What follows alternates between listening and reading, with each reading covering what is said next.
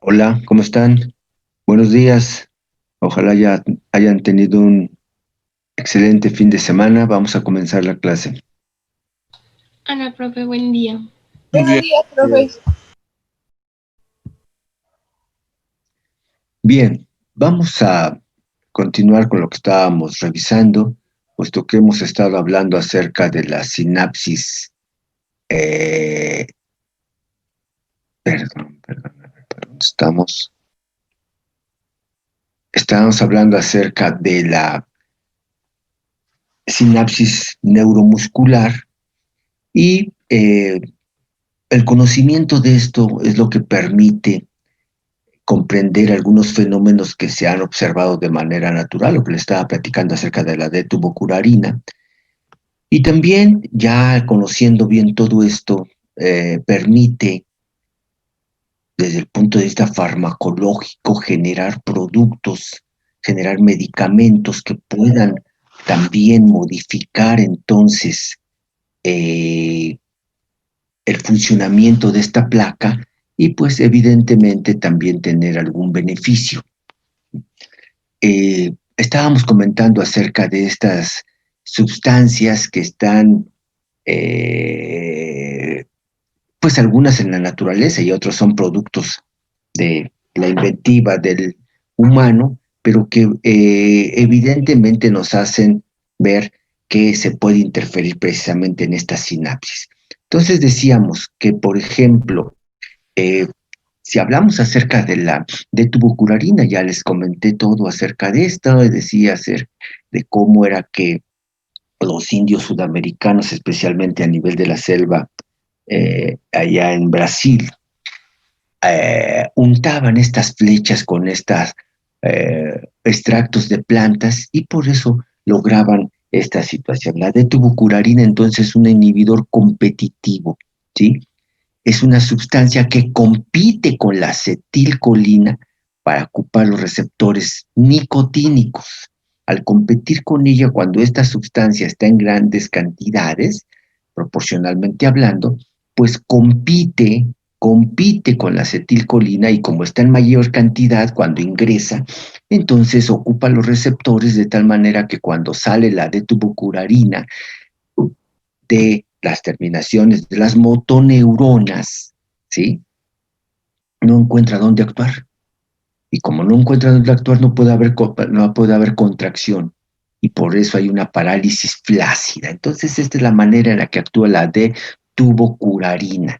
Debo comentarles rápidamente que esta sustancia, sí, puesto que a pesar de que fue observada desde muchísimos años antes, les decía que no fue estudiada a profundidad, sino hasta el siglo XIX, 1860 y tantos, 1880 y tantos. Y debo decirles que una vez que se descubrió esta situación, bueno, pues entonces empezó también a ocupar dentro de la cirugía. Esto, por eso también se le llama el curare, así se le conoce la retubucurarina, y esta sustancia fue utilizada durante muchos años, de fácil, desde los años 30, 40, 50 y probablemente hasta los 70, ¿sí? Se fue utilizada, no, probablemente hasta los 80, yo creo, fue utilizada como un relajante muscular, ¿sí? Es importante mencionar, y ustedes lo verán a profundidad después, pero es importante mencionar que a veces cuando se lleva a cabo una cirugía, por ejemplo, a nivel de abdomen, eh, existen necesariamente que utilizarse anestésicos generales, pero un anestésico como tal es aquel que induce inconsciencia, pérdida de la conciencia. ¿Sí? Estamos hablando de un anestésico general, obviamente un anestésico local no provoca esto. Un anestésico general provoca pérdida de la conciencia, ¿sí? Pero una cosa es que el individuo esté inconsciente y otra cosa es que esté relajado, por ejemplo. Entonces, hay algunos anestésicos que son muy eficientes para inducir la pérdida de la conciencia, pero son malos como como relajantes musculares. Entonces, por eso, en algunas operaciones que se hacían, se inhibía propiamente la conciencia del paciente, pero además tenía que agregarse curare para que el cirujano pudiera trabajar en una cavidad abdominal en donde los músculos esqueléticos estuvieran flácidos y le permitiera actuar, y no los músculos tensos que son difíciles en un momento dado de manipular y poder abrir la cavidad, etcétera. ¿Sí? Para que vean, aquí estamos hablando de una situación en donde los músculos se induce que tengan cierta parálisis y flacidez para poder trabajar. Y el comentario surge precisamente porque estamos hablando de músculos esqueléticos y son músculos voluntarios. Entonces dicen, bueno, si son voluntarios, ¿por qué el individuo está inconsciente y por qué sigue mandando esto?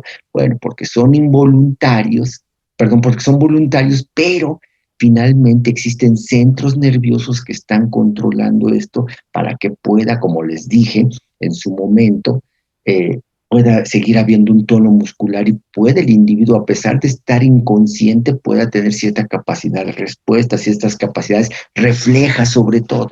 Entonces, esta de tubocurarina o alias el curare, insisto, se utilizó durante muchos años como un relajante muscular. ¿Por qué ya no se utiliza en la actualidad? Porque han surgido otros medicamentos mucho más seguros, ¿sí? Y entonces, bueno, pues ahora ya no se hace mucho uso de esto. Otras sustancias que también pueden interferir y tener efectos sobre los músculos esqueléticos pueden ser los órganos fosforados. ¿Qué son los órganos fosforados? Son un grupo de insecticidas inhibidoras de la acetilcolinesterasa. Ojo con esto, ¿sí? Hemos hablado acerca de cómo funciona una sinapsis química y hemos hablado de que el mediador químico, una vez que es exocitado, atraviesa el espacio sináptico, se une a receptores y estos receptores, ¿sí?, van a inducir alteraciones en la permeabilidad y por lo tanto el paso de ciertos iones. Pero una vez que ya cumplió su cometido, el mediador químico tiene que ser removido, tiene que ser quitado para que pues ahí termine su efecto. Y esto lo logra una enzima. En el caso específico de la sinapsis neuromuscular, el mediador químico es la acetilcolina y ahí actúa la acetilcolinesterasa, ¿sí? La acetilcolinesterasa destruye a la acetilcolina y ahí termina su efecto, ¿sí? Bueno, los órganos fosforados lo que hacen es inhibir al inhibidor de la acetilcolina, en este caso la acetilcolinesterasa. Y si no hay quien inhiba la acetilcolina, esta puede seguir actuando, ¿sí?, mucho tiempo en la sinapsis y por lo tanto puede inducir contracciones sostenidas. Dice aquí contracciones espasmódicas de los músculos esqueléticos, ¿sí? Entonces contrae a los músculos y los deja precisamente ahí contraídos, ¿sí?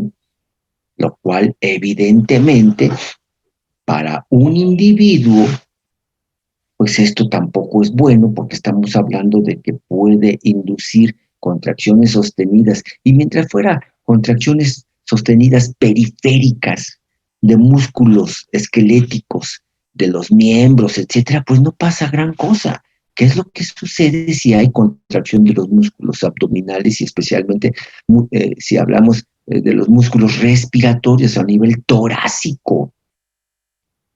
Entonces, ojo, esto va a provocar, ¿sí?, problemas respiratorios, pero ojo, dice, bueno, entonces si hace eso, ¿por qué se utiliza? Porque no es un producto que va a estar dirigido a los pacientes, a las vacas, a las borregas, a los caballos, etcétera. No, es uno que está dirigido hacia los insectos, en donde también inhibe a la acetilcolinesterasa y en este caso, ¿sí?, muchos insectos ya no tienen la posibilidad de desempeñar sus contracciones también, ¿sí? Ahí no estamos hablando de músculos esqueléticos, pero estamos hablando de que también muchos insectos dependen de acetilcolina. Entonces, los órganos fosforados lo que hacen es impedir el funcionamiento de la acetilcolinesterasa, y al no haber acetilcolina que pueda actuar, los insectos solitos como que se quedan paralizados y se caen. Esto pasa, por ejemplo, en el caso de los baños garrapaticidas y de otro tipo de circunstancias que a nivel veterinario son muy importantes, ¿sí? Ustedes ya les habrán hablado un poquito acerca de esto, que es una situación importante a la hora precisamente de poder interferir propiamente en el funcionamiento de estos insectos y de estos agentes que en general pueden ser vectores de una gran cantidad de enfermedades. Entonces, así es como funcionan también estos. Ojo, estas sustancias también se han dejado de utilizar, porque estas sustancias, los órganos fosforados, son sustancias que actúan, ¿sí? Y son muy eficientes como insecticidas, ¿sí? Pero el problema es que en este caso, si yo pongo un insecticida en un baño garrapaticida, las vacas, por ejemplo, tarde o temprano, pues entran en contacto con eso, y con un baño garrapaticida a veces hasta se echan tragos ahí de la solución con la que se están bañando los animales, y esto intoxica crónicamente al animal, porque es un producto que se puede almacenar en el hígado. Estas sustancias son hepatotóxicas, entonces pueden tener consecuencias. Entonces estos también se han ido dejando de utilizar paulatinamente, todavía están en el mercado, pero se han ido dejando de utilizar, y ahora han surgido otros insecticidas. El problema con todos estos productos es que todos tienen sus pros y sus contras. Y hay muchos insecticidas ahora que pues son muy eficientes, ¿sí? Pero son tan eficientes que afectan no solamente a insectos patógenos o que pueden ser indeseables dentro de la ganadería. El problema es que también se han afectado a otros insectos que son muy deseables, y ahora pues ustedes habrán tenido clases, por ejemplo, acerca de la importancia de insectos como las abejas, y vean ustedes las crisis que se están pasando actualmente, en donde hay problemas importantes ecológicos porque muchos insectos han dejado de estar presentes en el ambiente, y los insectos son también muy importantes dentro de lo que es precisamente la ecología general. ¿Qué pasa con la toxina botulínica? ¿Sí? La toxina botulínica es una toxina letal que lo que va a hacer precisamente es inactivar, fíjense, inactiva proteínas del complejo fusión exocitosis, ¿sí? ¿Qué es lo que hace la toxina botulínica? Impide, ¿sí?, la liberación de acetilcolina. Acuérdense que cuando hemos hablado acerca de cómo funciona una sinapsis química, pues hemos puesto precisamente como ejemplo a la acetilcolina y a otras sustancias, pero ¿qué es lo que sucede? Hemos hablado acerca de que en una sinapsis el estímulo lo que va a propiciar es, primero que nada, entrada de calcio. Y el calcio lo que va a promover es la exocitosis del mediador químico. Pues bien, la toxina botulínica lo que hace es inducir, ¿sí?, inhibición de la exocitosis, y si no hay exocitosis de acetilcolina, pues no puede haber estimulación de los músculos, y por lo tanto el individuo experimenta una parálisis flácida, ¿sí? Parálisis flácida por bloqueo de la liberación de acetilcolina a nivel neuromuscular, ¿sí? Vamos a ver posteriormente, cuando estemos hablando ya del sistema nervioso como tal y la influencia que tiene sobre algunos órganos, ¿sí? Vamos a ver que, por ejemplo, estos productos en pequeñísimas cantidades, pero pequeñísimas, también se encuentran en presentaciones farmacológicas. Por ejemplo, hay personas que padecen como dice aquí, la hiperactividad muscular de los esfínteres, ¿sí?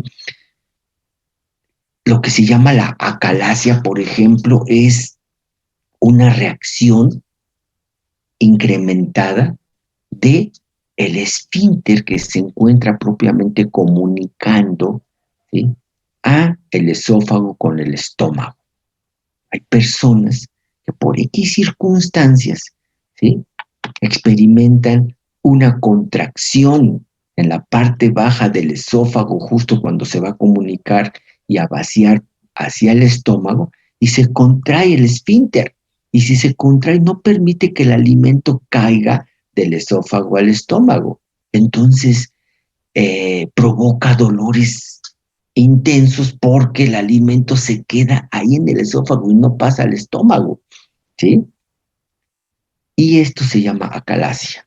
Esto va a propiciar que el individuo, pues evidentemente come algo y se siente mal, siente una presión en el pecho terrible porque no puede dejar caer el alimento hacia el estómago, ¿sí?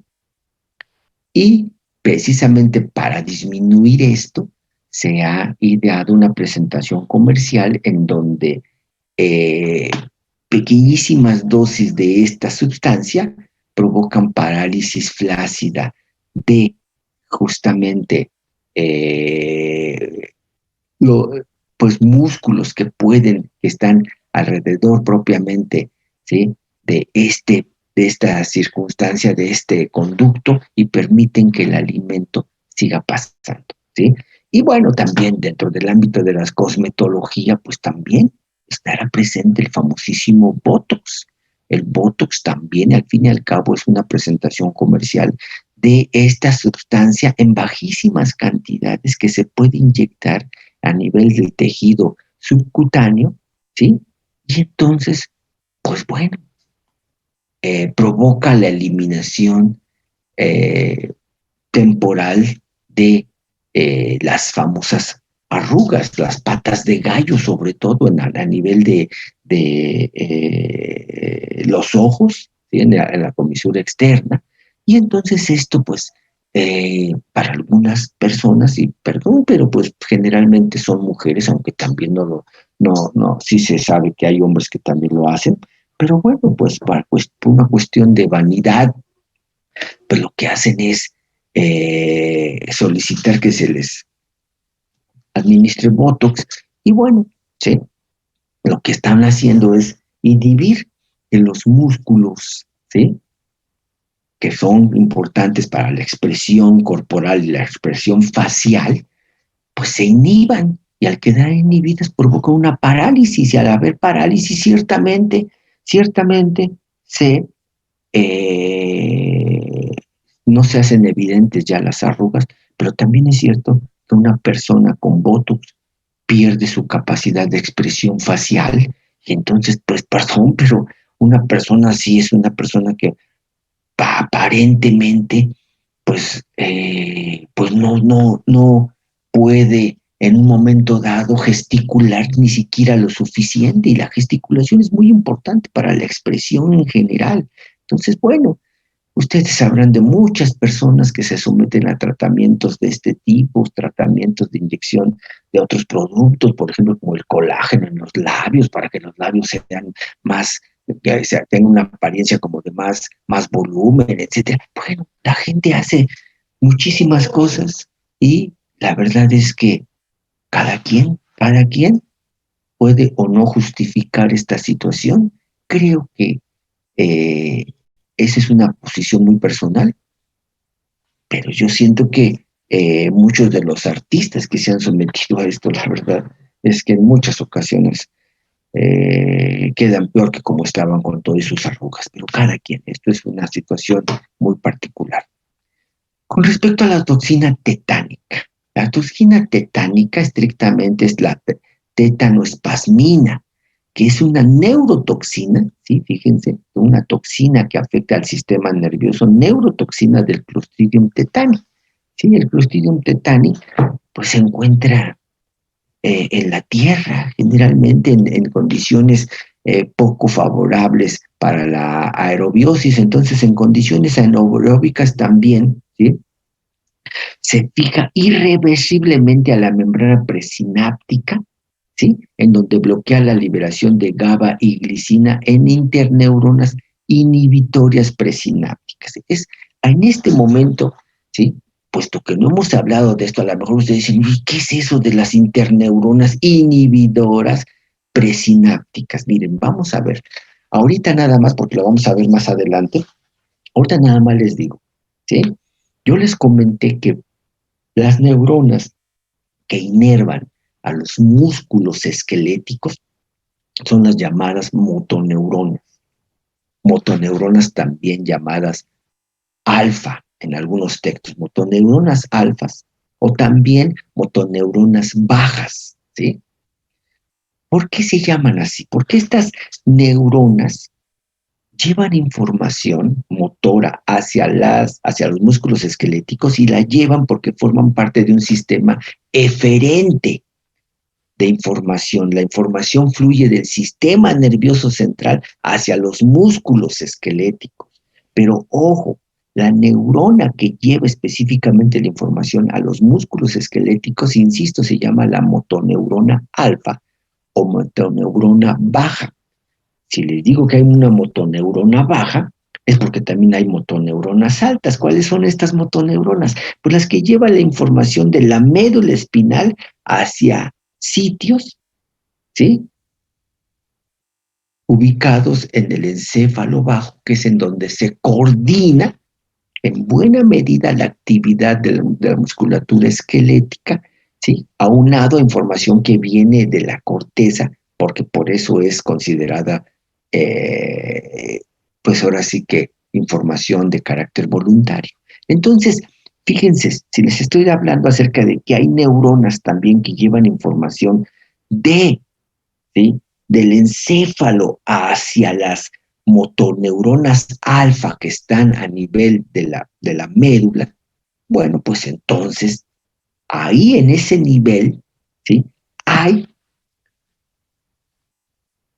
neuronas que luego están entre las motoneuronas altas y las motoneuronas bajas, y ahí hay interneuronas. Interneuronas significan neuronas que están intermedias o en medio. Entonces hay neuronas que también estimulan a las neuronas bajas, y entonces en el camino que hay del encéfalo bajo hacia las motoneuronas bajas también pueden actuar interneuronas, y algunas interneuronas son inhibitorias y liberan GABA y glicina, algo que ya habíamos comentado. GABA y glicina son mediadores químicos que por el momento solamente se han observado que son inhibidores. Entonces, estos inhibidores de alguna manera también influyen para que la musculatura, ¿sí?, tenga contracciones y relajamiento, pero de manera controlada. La toxina tetánica lo que hace al inhibir a los inhibidores GABA y glicina, favorece de alguna manera la liberación continua de la acetilcolina. Y ahora la toxina tetánica, por eso provoca parálisis espástica. Espástica quiere decir que es una parálisis sostenida, prolongada y sostenida, ¿sí? Entonces, esto es una parálisis espástica, ¿sí?, porque los músculos no se pueden mover ya, pero porque están paralizados, mientras que acá arriba la toxina botulínica es una parálisis flácida. Los músculos no se pueden contraer. Aquí los músculos no se pueden relajar, ¿sí?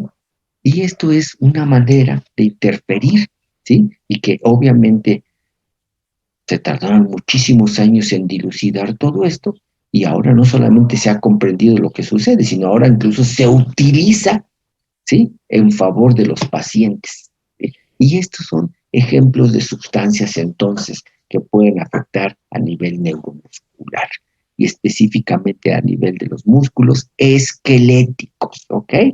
¿Sí? Bien, ahora pasemos a el siguiente tipo de músculo, ¿sí? Ahorita acabamos de analizar de alguna manera el músculo estriado esquelético. vamos a ver cómo funciona el músculo estriado cardíaco y el liso, ¿sí? Y esto vamos a hacerlo justamente en analogía, cómo funciona el cardíaco con respecto a lo que vimos del esquelético, cómo funciona el liso con respecto al cardíaco y con respecto al esquelético. Entonces, nada más recordar puntos claves. En el músculo esquelético estriado, está controlado por el sistema nervioso somático, ¿sí? El músculo estriado cardíaco por el sistema nervioso autónomo, ¿sí? En el músculo esquelético hay estrías transversales, en el músculo cardíaco también. Por lo tanto, tanto el músculo esquelético como el músculo cardíaco, ambos son estriados, ¿sí? Las células del músculo estriado esquelético son largas, cilíndricas y multinucleadas, ¿sí? Las células del músculo cardíaco, ¿sí? Tienen una característica muy importante. También son células alargadas, no tan largas como las del músculo esquelético, ¿sí? Pero hay algo que llama mucho la atención. Las células musculares cardíacas se comunican, ¿sí?, entre sí mediante las membranas, sus membranas celulares, ¿sí? Y esta comunicación no solamente es un acercamiento físico, sino en realidad hay comunicación y difusión de eventos entre una célula y la siguiente. Y esto es lo que propicia lo que se llaman los discos intercalares. ¿Qué son los discos intercalares? Son puentes de baja resistencia que permiten la comunicación entre una célula y otra. ¿Qué es eso de un puente de baja resistencia? Pues son circunstancias que ahorita vamos a ver, pero que facilitan el paso de un potencial de acción de una célula a la siguiente, y de esa a la siguiente, y de esa a la siguiente, y así sucesivamente. Aquí dice los discos intercalares. Y por lo tanto, como basta estimular una célula para que se despolarice la siguiente, la siguiente, y la siguiente, y la siguiente, esto es lo que les da a el funcionamiento de la musculatura cardíaca, el carácter que se dice trabaja como un sinsitio, ¿sí? Lo vamos a ver más adelante. Ahora bien, en, en la musculatura estriada esquelética, el calcio que participa para que se dé la contracción es el calcio que proviene del retículo sarcoplásmico. Acuérdense cuando hablamos acerca de la triada y hablamos acerca de los túbulos transversos o sistemas T, cómo el potencial de acción terminaba afectando al retículo sarcoplásmico. Este sacaba calcio y el calcio se unía a la troponina T. Perdón, si el calcio se unía a la troponina T, que permitía después ya que la troponina I pudiera descubrir, valga la expresión, descubrir físicamente a los sitios activos, y con eso se iniciaba, ¿sí?, el fenómeno de la contracción gracias a la ATPasa de las cabezas de los puentes cruzados. Ok, pues aquí en el músculo estriado cardíaco también hay calcio aportado por el retículo sarcoplásmico, pero también aquí participa calcio que proviene del exterior. O sea, el calcio del retículo, pues de alguna manera es un calcio interno de la célula, pero aquí también hay calcio que actúa y procede del exterior de la célula. Entonces, aparte de que el retículo sarcoplásmico libera calcio, también la membrana modifica su permeabilidad y permite que entre calcio de fuera para poder llevar a cabo el mismo fenómeno. Se une a la troponina T, se modifica, ¿sí?, la posición de la proteína de la troponina T. Acuérdense que la troponina junto con la tropomiosina son las llamadas proteínas relajantes. Entonces, cuando llega el calcio, se modifica su posición, se hacen evidentes los sitios activos y con eso se suscita el fenómeno de la contracción, ¿sí? Por otro lado, el sistema T, puesto que ahora tiene que permitir también la entrada y salida de el calcio, el sistema T de los músculos cardíacos, el músculo cardíaco es mucho más grande que el sistema T del músculo estriado esquelético. El sistema T está insertado en las líneas Z, y por lo tanto pudiéramos decir que hay un sistema T por cada línea Z o por cada sarcómera. Un sistema T por cada sarcómera, mientras que en el caso del músculo estriado esquelético, puesto que está entre las bandas A y la banda I, entonces hay dos sistemas T por sarcómera, nada más que son dos túbulos transversos de bajo diámetro, mientras que aquí hay uno solo por cada sarcómera, pero es muy grandote. Dice aquí el sistema T más grande que en el músculo esquelético. Y bueno, también mencionar que aparte de que el músculo estriado cardíaco, aparte de que es controlado en parte por el sistema nervioso autónomo, el simpático y parasimpático, también tiene su propio sistema de control, que es el marcapasos, y lo vamos a ver más adelante, ¿sí? Ahora, al final vamos a ver la musculatura lisa, ¿sí? Que estrictamente existen dos variantes de musculatura lisa, el músculo liso visceral o también llamado unitario, que fíjense, músculo liso visceral o unitario. ¿Por qué se llamará unitario? Porque se comporta el conjunto de células, en este caso, esta variante, se comporta como si fuera uno solo. ¿Y por qué se comporta como si fuera uno solo? Porque se parece al músculo cardíaco en el sentido de que si yo estimulo una célula, esta célula estimula la siguiente, y esta la siguiente, y esta la siguiente, y entonces al final se contrae como una sola, igual que el corazón, ahorita que dije que vamos a hablar acerca de lo que son los sincitios. Entonces, el músculo liso visceral o unitario se comporta de alguna manera como el corazón. Y el músculo liso multiunitario se comporta de alguna manera como el músculo esquelético, porque es músculo liso multiunitario, porque las células tienen un comportamiento casi individual. Entonces es lo mismo que acá, a diferencia de este comportamiento sincitial o de este comportamiento en grupo, ¿sí? En el caso de la musculatura lisa, ya no tiene troponina como tal. Existe una proteína. ¿Qué es la troponina? Pues ya lo sabemos. Una troponina dentro de otras cosas, lo que hace es captar calcio y también ocultar los sitios activos, ¿sí? Para la miosina. Pues entonces aquí hay una sustancia sustituta. Si la troponina es una proteína captadora de calcio, ¿cuál es la proteína captadora de calcio en el músculo liso? ¿Sí? Hay una sustancia que se llama la calmodulina, complejo calmodulina, ¿sí? Entonces ahí, en lugar de troponina, está la calmodulina, ¿sí?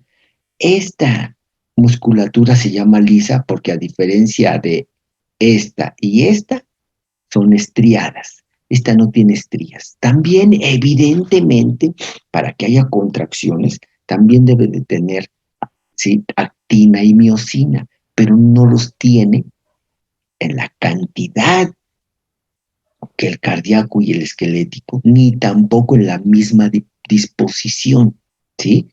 Ahí hay actina y miosina, pero las contracciones de la musculatura lisa son muy diferentes a estas, ¿sí? En donde hay evidencia de que cada vez que se contrae hay una acortamiento de los músculos, etc. Aquí.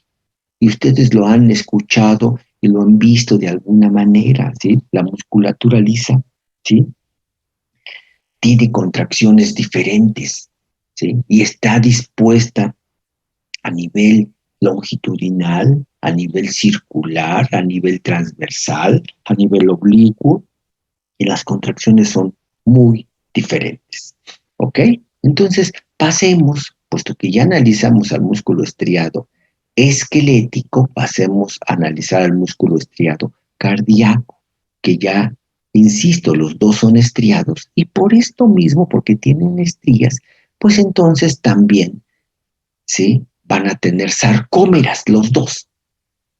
Ahora bien, decíamos, la musculatura cardíaca tiene discos intercalados o intercalares o uniones con hendidura entre las células. Aquí dice discos intercalares entre las células. Esta es una célula y esta es otra célula, y aquí vemos que hay puntos en donde, ¿sí?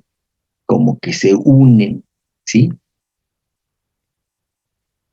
Estos son puntos de la membrana que también van a entonces a compartir unos elementos que permiten que un evento eléctrico de una de las células, si ya estimuló una célula, este se lo pasa a la siguiente célula por el disco intercalar, y este se lo pasa a la siguiente célula por otro disco intercalar, y así sucesivamente, ¿sí? Son puentes, como dice aquí, de baja resistencia, que facilitan el paso de un evento eléctrico entre una célula y la siguiente, ¿sí? Esto es lo que va a dar origen a lo que se llama el sincitio o sincicio, ¿sí? Ahorita lo vamos a analizar. El hecho es que gracias a que un evento eléctrico pasa de una célula a la siguiente, es lo que hace que aparentemente no existan fronteras entre las células, ¿sí? Y ya les decía, ¿sí? Los discos intercalares van a ser puntos importantes de transmisión. Y, perdón, aquí está un error, dice aquí discos intercalares siempre a nivel de la línea Z. No, perdón, aquí debe decir los sistemas T siempre a nivel de las líneas Z. Hay un sistema T por sarcómera, no discos intercalares. Aquí estamos viendo que los discos intercalares son muchísimos discos intercalares, ¿sí? Entonces, perdón, aquí hay un error. Debe de ser, ¿sí? Que los sistemas T a nivel de la línea Z, y por lo tanto hay un sistema T muy prominente en comparación con el músculo esquelético. Este es muy prominente, ¿sí? Y hay uno por sarcómera, ¿sí?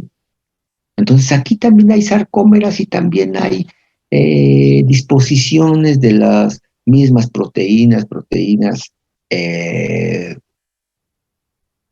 la miosina, la actina, la troponina y la tropomiosina, ¿sí?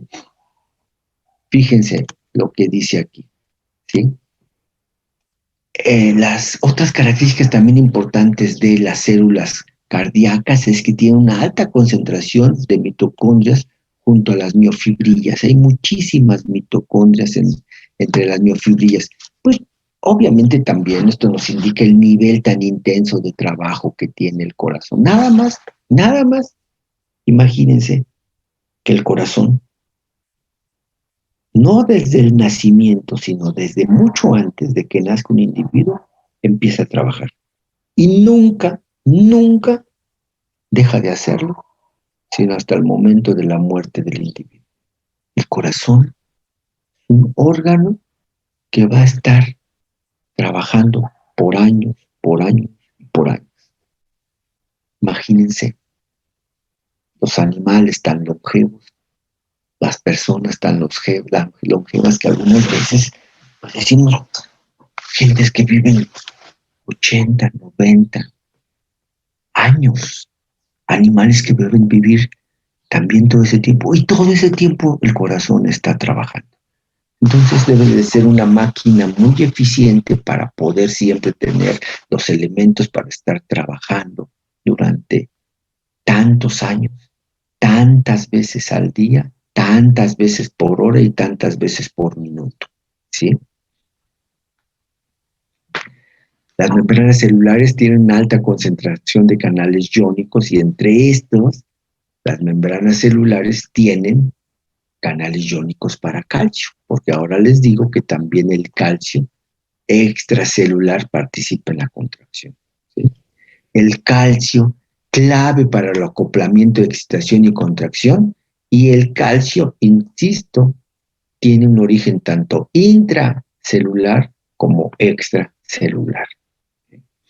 Ahora, así como analizamos en su momento el potencial de acción del músculo esquelético, pues evidentemente aquí también hay un potencial de acción, nada más que vamos a ver que las células cardíacas se comunican entre sí, pero ¿sí? Vamos a ver que existen variantes de las células musculares. Estas células musculares abundantes, ¿sí? Van a ser las células musculares que constituyen a los ventrículos o a las aurículas. Pero ojo, hay otro tipo de células cardíacas, ¿sí? Que van a ser células modificadas, especializadas en la autodespolarización, y esto es lo que va a constituir el sistema de conducción intrínseco que vamos a ver más adelante y dentro del cual se encuentra el famosísimo marcapasos. Ahorita analicemos lo que es la musculatura cardíaca en general, tanto ventricular como auricular. Ahora bien, ojo, decíamos, ¿qué es este comportamiento sincitial o comportamiento sincicial? ¿Sí? Pues bien, los discos intercalares permiten que la musculatura lisa funcione como un sincitio. ¿Qué quiere decir sincitio? Así con C, fíjense, sincitio significa sin fronteras, sin separación, sin división entre las células, ¿sí? ¿Por qué? Porque ya les comenté, ¿sí? Entre las células basta que una célula sea estimulada con un potencial de acción y esta célula se la pasa a la siguiente, y esta célula se la pasa a la siguiente, y esta célula a la siguiente, y esta célula a la siguiente, y así sucesivamente. Entonces, como basta que se estimule, ¿sí? Precisamente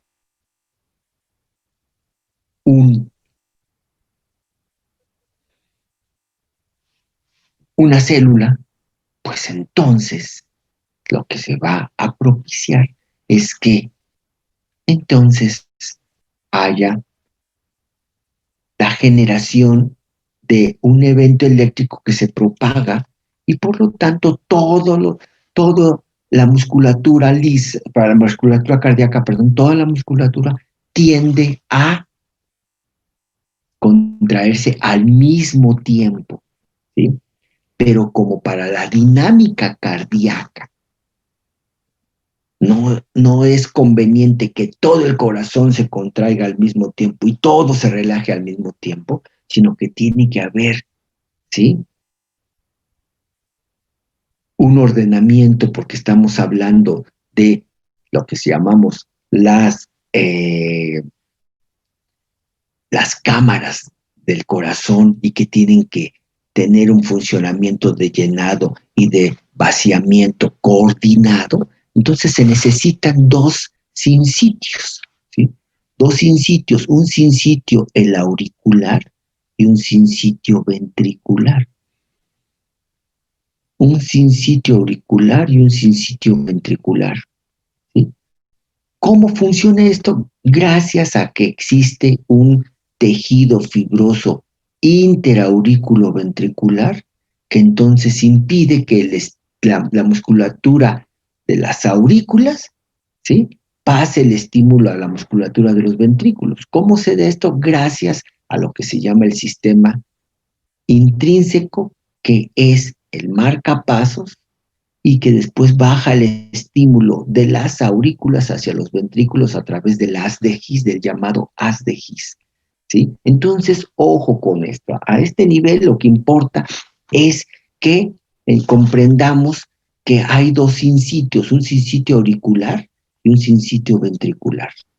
Cuando el sincitio auricular funciona es para poder llenar a los ventrículos que están en reposo. y cuando se llenan los ventrículos se contraen y mandan la sangre, ¿sí?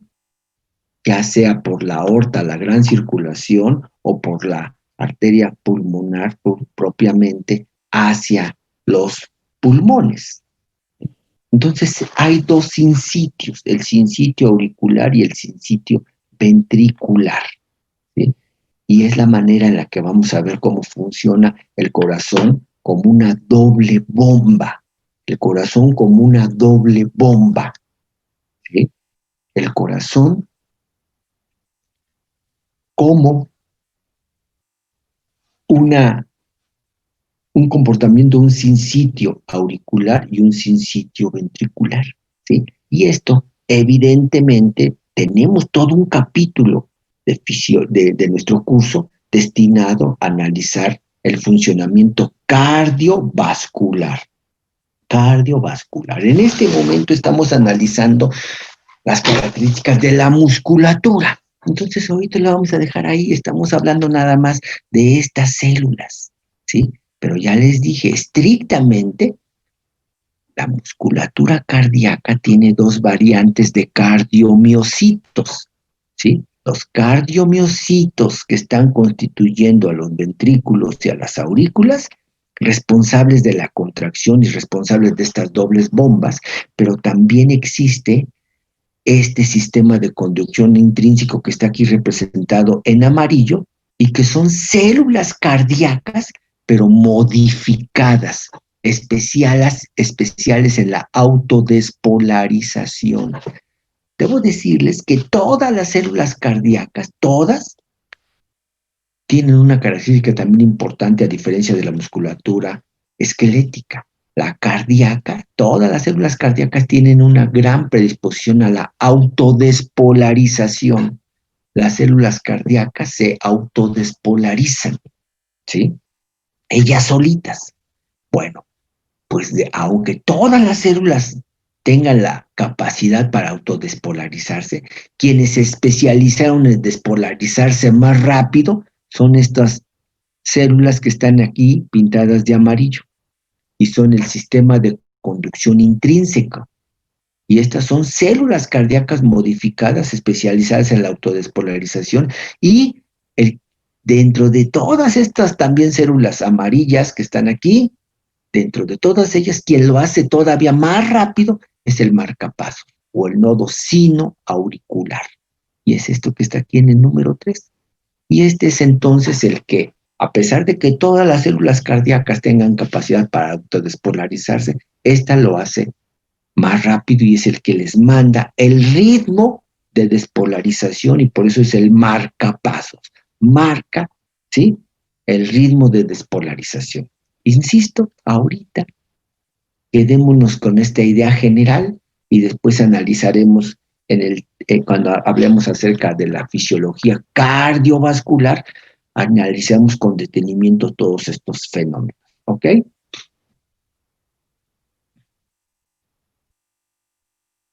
Ahora bien,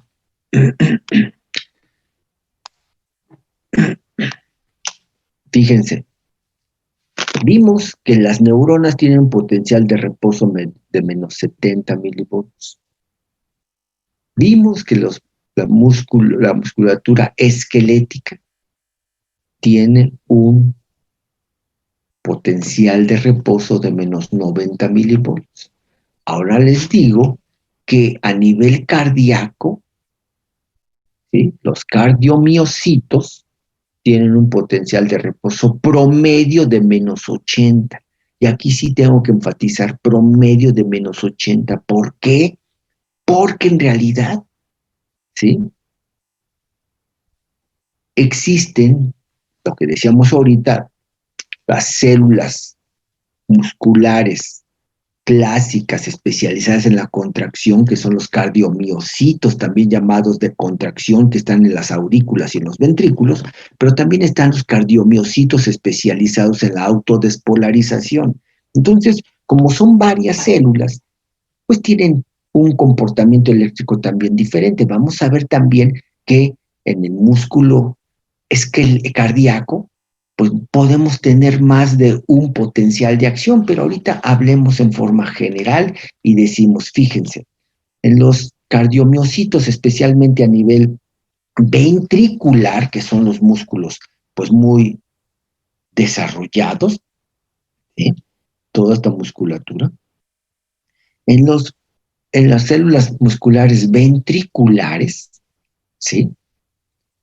El potencial de acción de un cardiomiocito presenta una característica importante. ¿Sí? Si ustedes recuerdan el potencial de acción del músculo esquelético, veíamos cómo estaba en reposo, se daba cierta estimulación, si se alcanzaba el nivel de disparo, se daba la despolarización y después la repolarización. Y tan rápida la despolarización como la repolarización bajaba, ¿sí? La poshiperpolarización y el reposo, ¿sí? Una espiga, por eso se llamaba el potencial de espiga, ¿sí? Una espiga muy bien dibujada, ¿sí?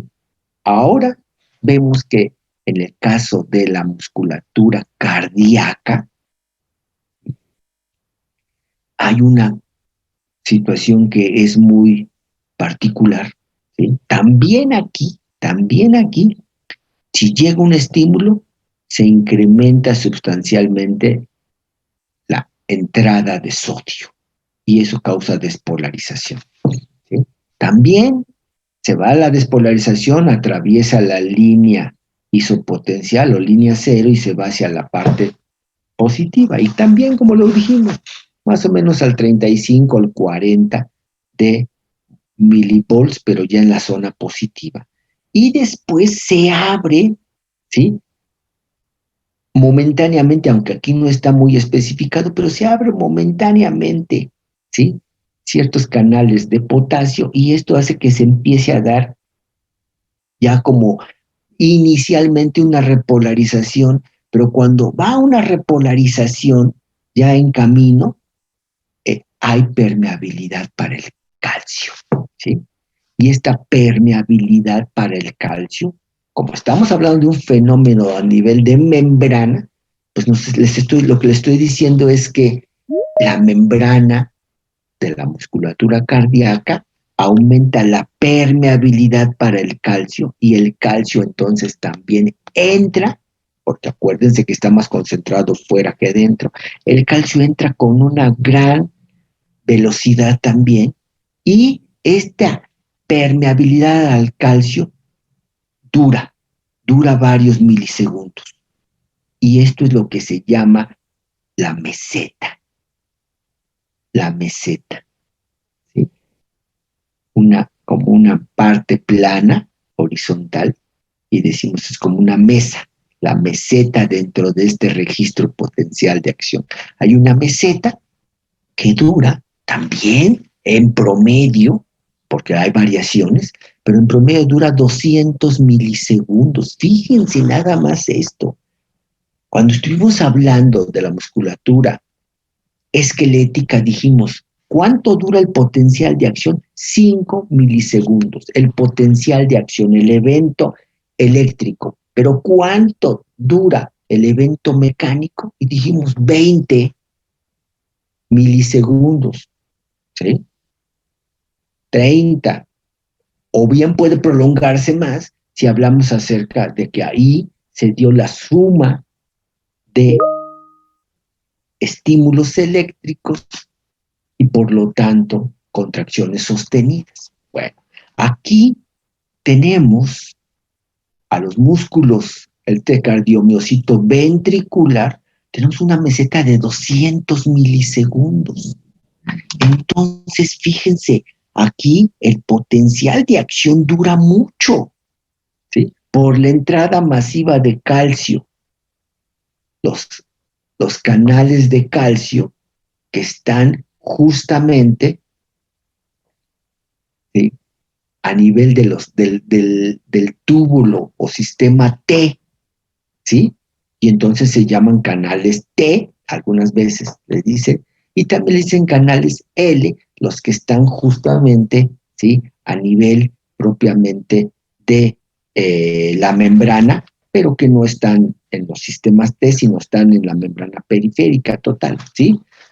Son más lentos que los de sodio, por eso entró sodio y después actuó el calcio, ¿sí? De alguna manera, como habíamos visto en el potencial de acción normal, entra el sodio y después sale el potasio. ¿Por qué sale el potasio después? Porque son canales más lentos. Bueno, pues entonces ahora decimos que existe, ¿sí?, la salida del sodio, que es lo que causa la despolarización, y cuando ya va a empezar una repolarización, aumenta la salida de calcio, perdón, la entrada de calcio. Y el calcio lo que hace es mantener despolarizada la membrana, ¿sí? Ya muy cerca del nivel, del nivel cero, pero lo mantiene despolarizado un X tiempo, ¿sí? Y solamente hasta después se abren canales de potasio y se da la repolarización.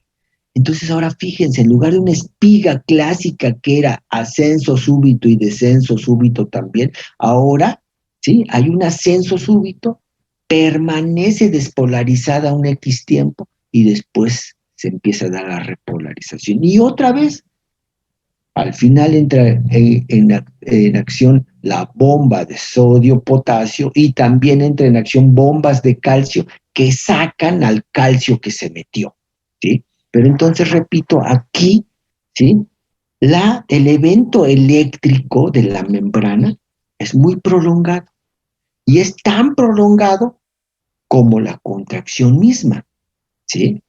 Como la contracción misma. Ahora bien, si ustedes recuerdan, cuando nosotros hablamos acerca del potencial de acción en la musculatura esquelética, les dije, a ver, vamos a analizar el potencial de acción, que hay una despolarización propiciada por el sodio, después se abren los canales de potasio y viene la repolarización y al final bomba de sodio-potasio y regresamos al reposo. ¿Ok? Pero este es el evento eléctrico.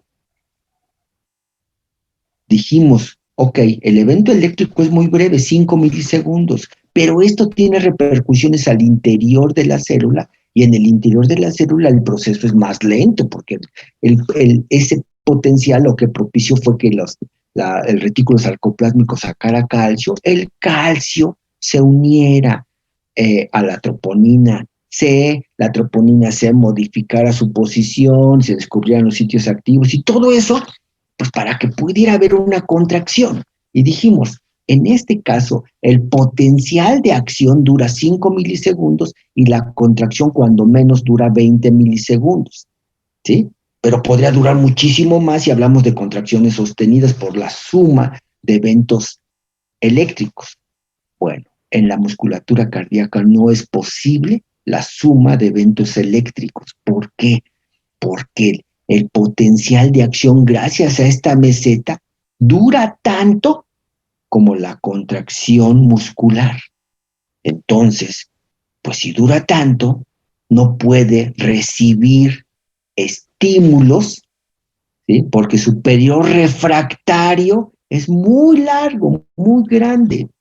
Y si es muy grande, pues entonces no, acuérdense, cuando hablamos del periodo refractario absoluto, no se puede recibir otro estímulo, ¿sí?, independientemente de su intensidad. ¿Por qué? Pues porque la membrana está trabajando en despolarizarse, no puede recibir otro. Entonces, por eso dice aquí, no es posible la tetanización.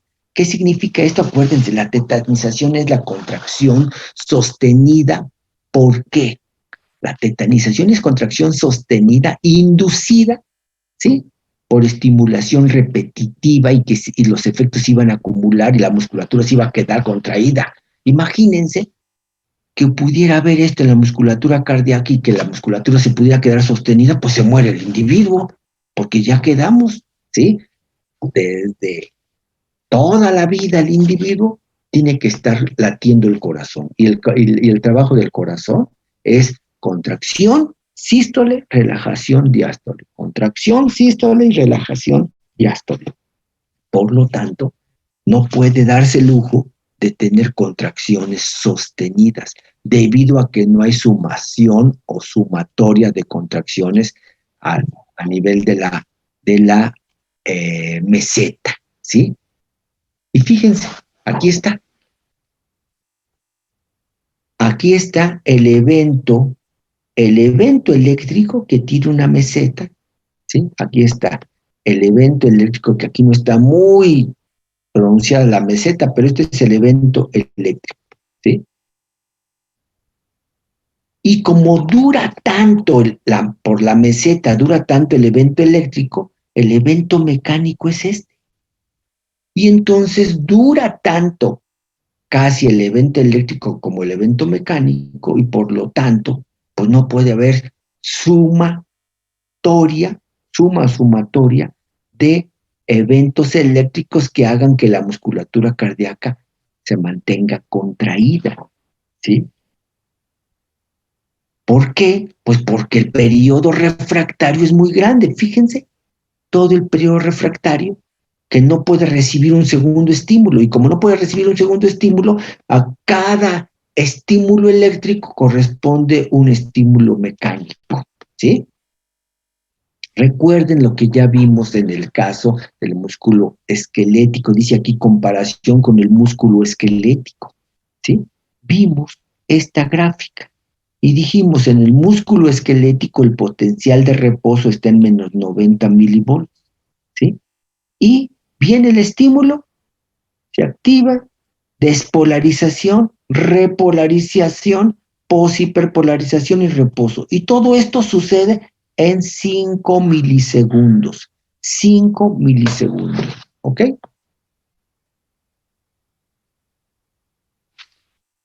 Cuando aquí ya está hasta repolarizándose, aquí apenas el músculo se está contrayendo. Y si es un solo estímulo, como lo que vimos, mando un estímulo y hay una contracción única, el tirón muscular que dijimos, pues hay una contracción única.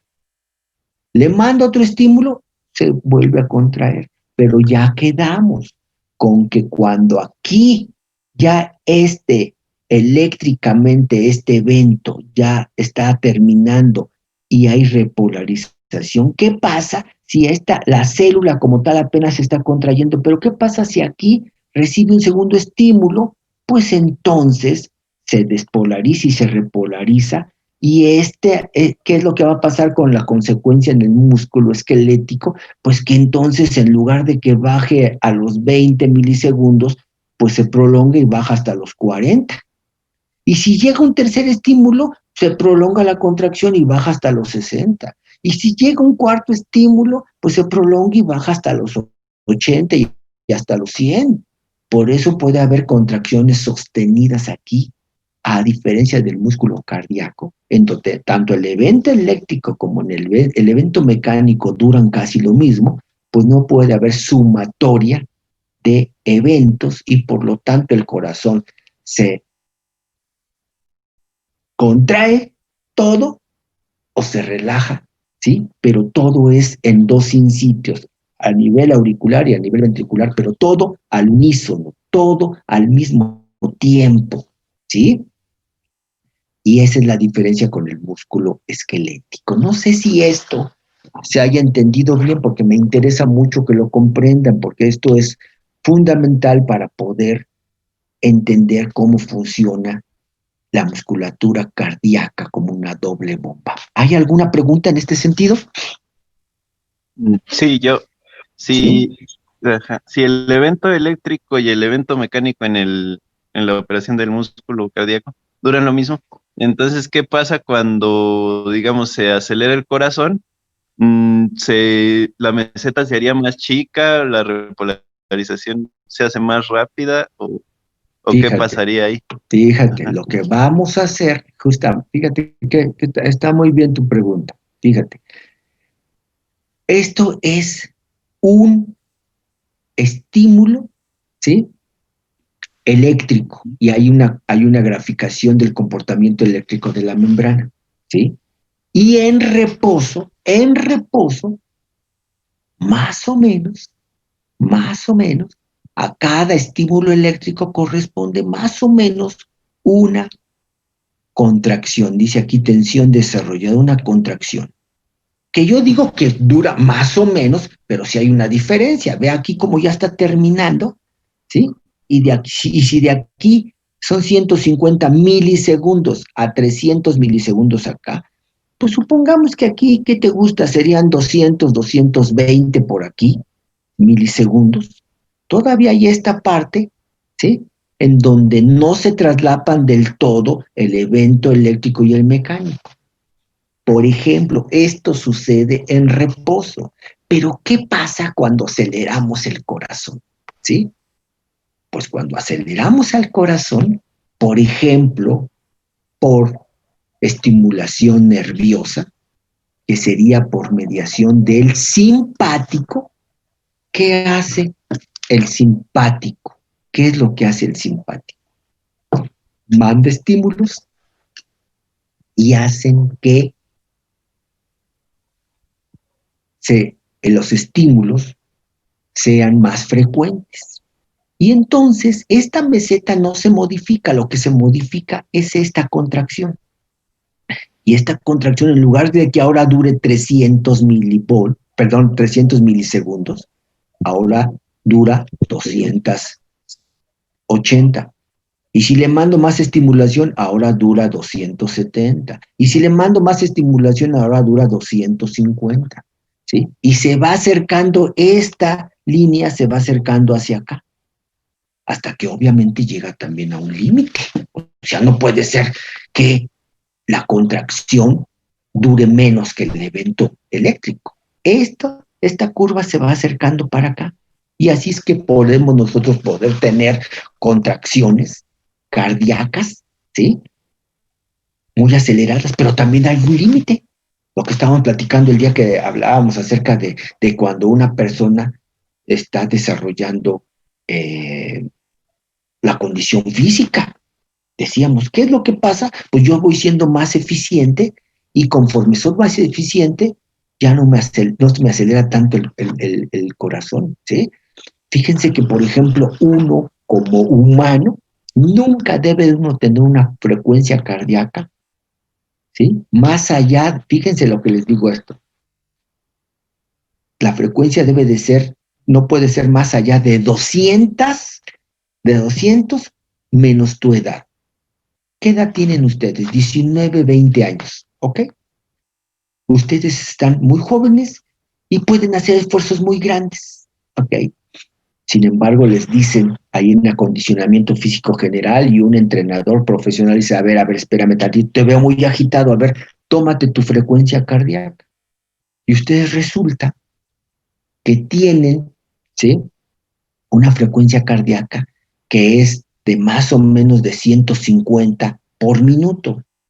¿Cuál es la frecuencia cardíaca de reposo en gentes como ustedes de 20 años, 19 años? ¿Cuál es la frecuencia cardíaca promedio en reposo? Como de 70, ¿no? Bueno, es el rango de 60 a 90. Ándale, como de 70, vamos a dejarlo en 70. Estás en reposo, tienes 70. Que estés trabajando y que se suba a 150, ya estamos hablando de un poquito más del doble. Y todavía lo puedes hacer, claro que sí. ¿Sí? Y más si estás tan joven, puedes hacer eso. Pero les dice el entrenador que no rebase el 200 menos tu edad. ¿Cuál sería el límite para esforzarte haciendo ejercicio? ¿Cuál sería tu frecuencia cardíaca máxima? 200 Pues menos tu edad, 180. ¿cuánto es? ¿Perdón? Pues como de 180. Como de 180. Cuando tú estés, fíjense, 180 contracciones por minuto, ¿sí? Cuando tú estés rebasando eso, es muy peligroso y dices, no, sabes que párate, estás muy agitado, párate, vuelve a estabilizarte y otra vez vuelves a empezar, ¿sí? Pero esto es cuando alguien que no está acostumbrado a hacer ejercicio, ahora se empecina por querer hacerlo. Bueno, sabes, está muy bien y se te aplaude que quieras hacer ejercicio, sí, nada más que poco a poquito y no te sobreesfuerces. ¿Estamos de acuerdo? Entonces, eso es lo que sucede para la pregunta de la primera persona. ¿Qué es lo que sucede? Pues las contracciones se van haciendo, ¿sí? más rápidas, y esta línea, el evento de contracción, ¿sí?, se va acercando a lo que dura propiamente el evento eléctrico. Pero también, ojo, si tú estás acelerando mucho, ¿qué es lo que vas a alterar? ¿Sí? Esto, al fin y al cabo, el corazón es una bomba, y que entonces el corazón, sus cámaras se tienen que llenar, y cuando se llenan se contraen por una ley que se llama la ley de Frank Starling. Entre más se llena una cámara cardíaca, más se va a contraer con mayor fuerza para que saque toda o casi toda la sangre que tiene, ¿sí? Cuando yo tengo pulsaciones de 150, 170, 180, el corazón está latiendo como loco y ya no le estoy dando chance que se llene lo suficiente. Y entonces ahí empiezan a haber algunos problemas. Por eso es peligroso que haya mucha actividad de contracción cardíaca tan acelerada. ¿Ok? ¿Sí se contestó la pregunta? Ok, sí, gracias. ¿Ok? ¿Alguna otra pregunta? Bueno, entonces si no hay más preguntas, ojo con esto. Vean esta imagen y vean la otra, ¿sí? Si traslapamos esta, repito, ¿sí? Aquí empieza y hasta acá termina, ¿sí? Y esto en un solo evento. ¿Qué pasa si le mando más eventos? Pues esta se puede prolongar la contracción, tanto como se necesite, pero es por la adición o el efecto aditivo de un estímulo, otro estímulo, otro estímulo y otro estímulo. Y entonces es por eso que los músculos esqueléticos pueden tener contracciones sostenidas, ¿sí? El músculo cardíaco no puede tener contracciones sostenidas, y mucho menos la tetanización, que además lo dijimos. Estrictamente la tetanización es un fenómeno de laboratorio que se observa en músculos aislados, ¿sí? Y es llevar al máximo. Es tanta la estimulación, como lo vimos, tanta la estimulación con alta frecuencia, que ya el músculo lo dejamos de estimular y ya no se relaja. Es un tétanos completo. Aquí no puede haber contracciones prolongadas, ni mucho menos contracciones de tipo tetánico, contracciones sostenidas, ¿ok? Bueno, ahora vemos rápidamente lo que es la musculatura lisa, ¿sí? Ya decíamos, se llama lisa porque ya también tiene actina, miosina, ¿sí? Tropomiosina, y no tiene troponina, sino calmodulina. Aquí dice, tiene tropomiosina, pero no tiene troponina, sino calmodulina. Como el acomodamiento de las proteínas contráctiles es diferente, entonces ya no tiene estriaciones, ¿sí? Posee actina y miosina, pero bajo un ordenamiento diferente, ¿sí? Aquí no hay sarcómeras. Se dice que existen unos cuerpos densos en lugar de línea Z. Fíjense, aquí, cuerpos densos. Se supone que en estos cuerpos densos existe mucha miosina acumulada. Se supone que también existen filamentos gruesos, como los puede ver aquí. Estos serían los filamentos gruesos y estos serían filamentos delgados. Se supone, aquí está el complejo actina-miosina. Miosina, los filamentos gruesos, y los delgados de actina, y complementados con. Ahora bien, ¿sí? Entonces no tiene línea Z, sino cuerpos densos, puntos en donde, insisto, aparentemente se acumulan las proteínas contráctiles, básicamente miosina, ¿sí? Tiene pocas mitocondrias, fíjense, a comparación de lo que acabamos de ver del músculo estriado cardíaco, que dijimos tiene muchas mitocondrias. Su trabajo es constante, ¿sí? Y es constante a lo largo de toda la vida. Y en este caso tiene pocas mitocondrias y energéticamente depende de la glucólisis, ¿sí? Sus procesos son lentos, entonces sí da tiempo a que la glucosa se destruya poco a poquito, se genere ATP sin ningún problema. Aquí no hay una presión, como en el caso de los músculos esqueléticos y el corazón, que necesitan un aporte constante de oxígeno. No, aquí todo es más lento. Todo es más lento. También necesitan oxígeno y también todo, pero la glucólisis que la lleva básicamente es una glucólisis aeróbica, ¿sí? Presenta variantes considerables en la estructura y función de distintas partes del cuerpo, ¿sí? También requiere de calcio extracelular para contraerse, en este caso se parece al músculo cardíaco, ¿sí?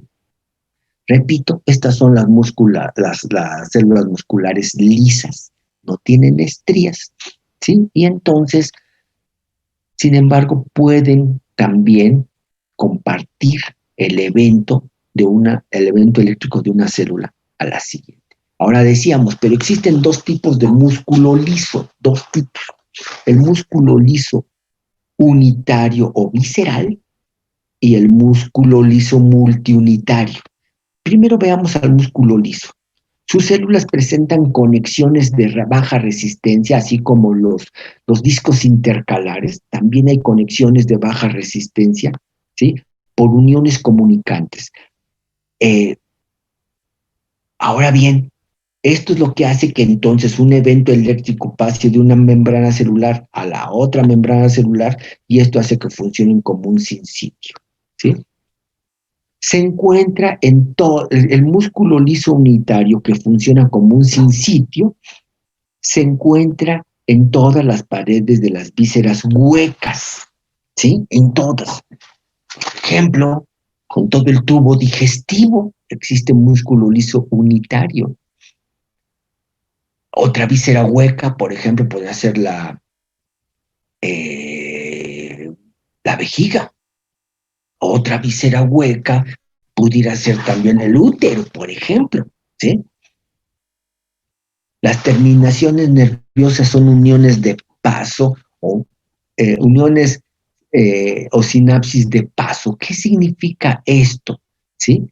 Pues vamos a ver que a diferencia del músculo esquelético, que si ustedes recuerdan, cada célula tiene un botón terminal que viene de una motoneurona. Aquí basta con que haya una neurona excitatoria, en este caso del sistema nervioso autónomo, simpático, parasimpático, basta que una neurona excitatoria estimule, ¿sí?, a una célula y esta célula se lo pasa a la siguiente, etcétera. Pero las terminaciones nerviosas no forman sinapsis como botones, como lo veíamos en el caso de la musculatura esquelética, sino aquí la terminación nerviosa establece sinapsis con unas células musculares y la terminación nerviosa sigue su trayecto y más adelante otra vez hace sinapsis y sigue su trayecto y más adelante otra sinapsis y sigue su trayecto y más adelante otra sinapsis. ¿Sí?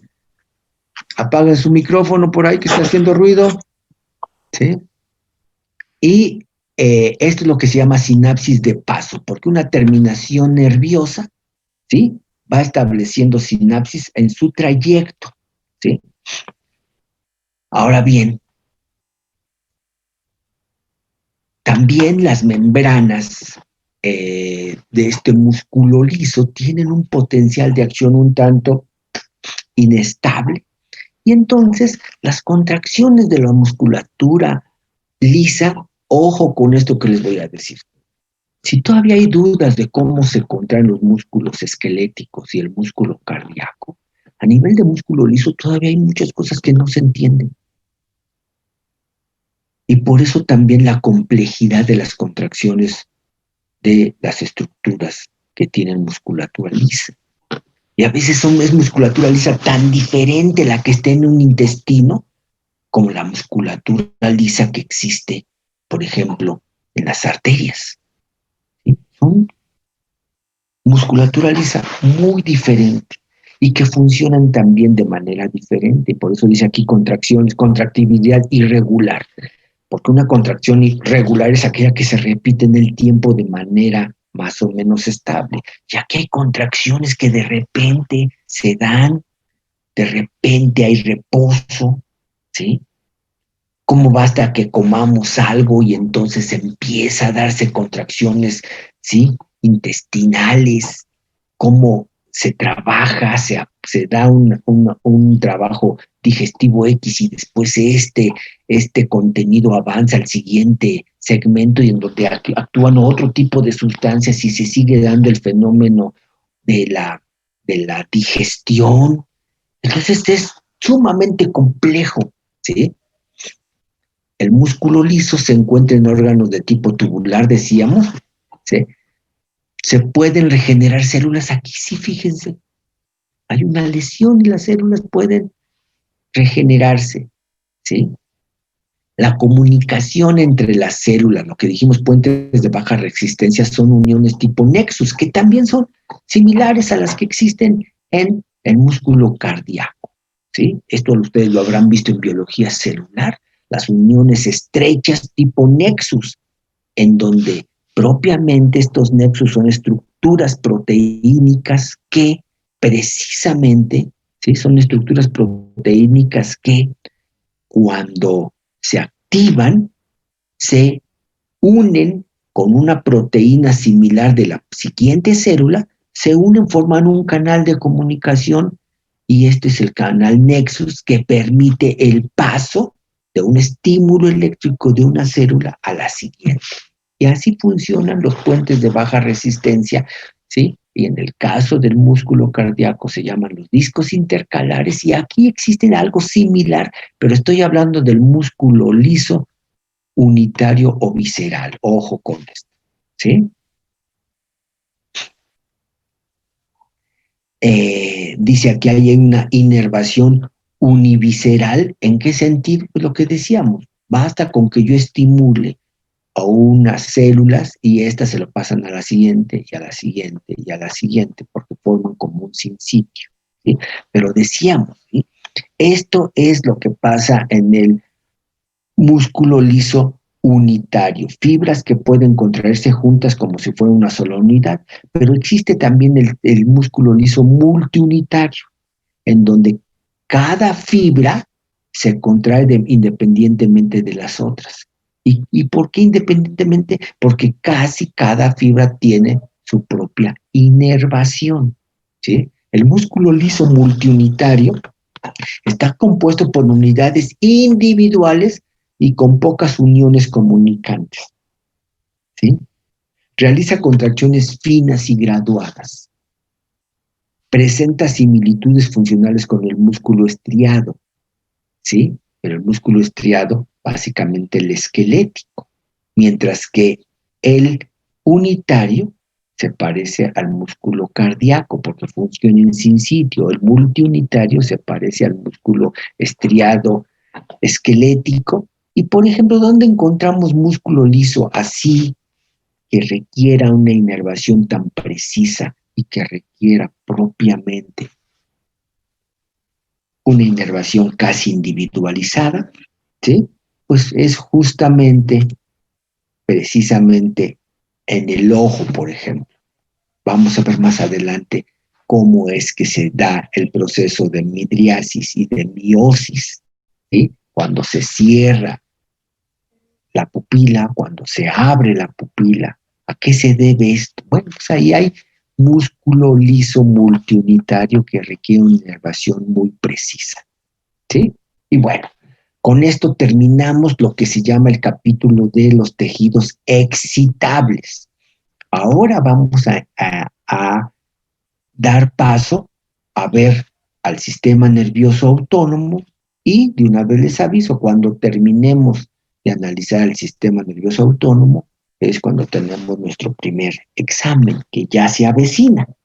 Entonces, bueno, vamos a hacer una pausa aquí y sirve de que también comentamos rápidamente qué pasó con esto de los equipos, qué pasó con la designación de un jefe de grupo y qué pasó con la cuestión de los libros. Entonces, primeramente, ¿ya existe un jefe de grupo? Ya, ¿Sí? Ya. ¿Quién es, perdón? Soy yo, ¿Su nombre, doctor. por favor? Soy Victoria Liet. A ver, dame tu nombre, por favor. Se lo escribo bueno, es Ríos Méndez. Ah, bueno, pues ándale, me lo escribes en el chat y ahí lo pongo para que ya no haya duda. Me dices tu nombre completo y me pones ahí tu correo, ¿sí? Para que yo establezca ya contacto contigo. Entonces, todo lo que yo tenga que decirles, y por ejemplo, esta cuestión de los equipos, esta cuestión de los, en este caso particular de los libros, pues es a través de ti, ¿ok? Bueno, entonces, nada más, ¿cómo te llamas?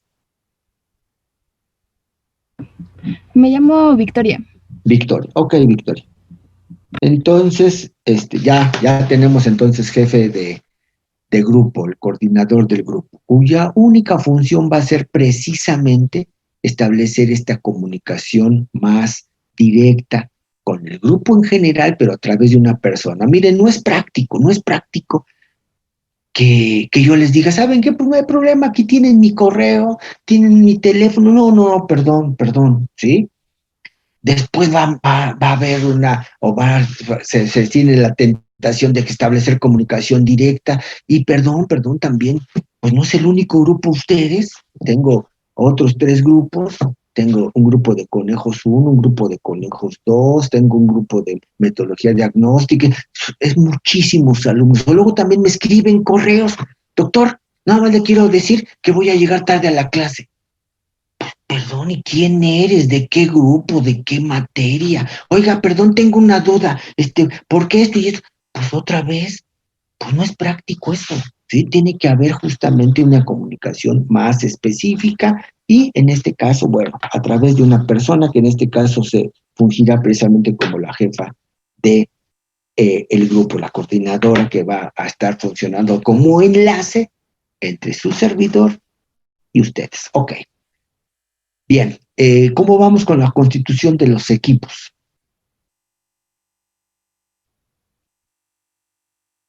Pues también creo que ya se hicieron la mayoría. Bueno, ok, entonces por favor, si ya tienen sus equipos, ahora ustedes también conozcan el correo de su compañera que va a ser entonces la coordinadora y entonces mándenselo a ella, ¿sí?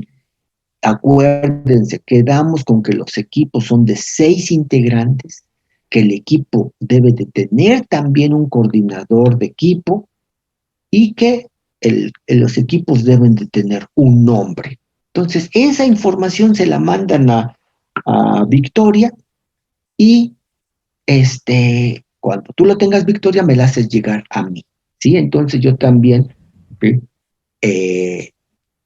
Yo te voy nos vamos a comunicar tú y yo, y entonces ya vamos a establecer esta situación. Ahora, por otro lado, les decía que los muchachos que me están pidiendo los textos son los muchachos que están preparando para el extraordinario.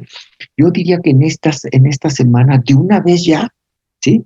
Me digan ustedes qué día consideran que sería bueno para que pues yo le diga al editor y que les traiga los libros, ¿sí? Entonces, el día viernes que les comenté esto, en el chat yo conté las personas, son como 30 y tantas personas, 35, 36 personas que así en el chat lo pusieron, ¿sí?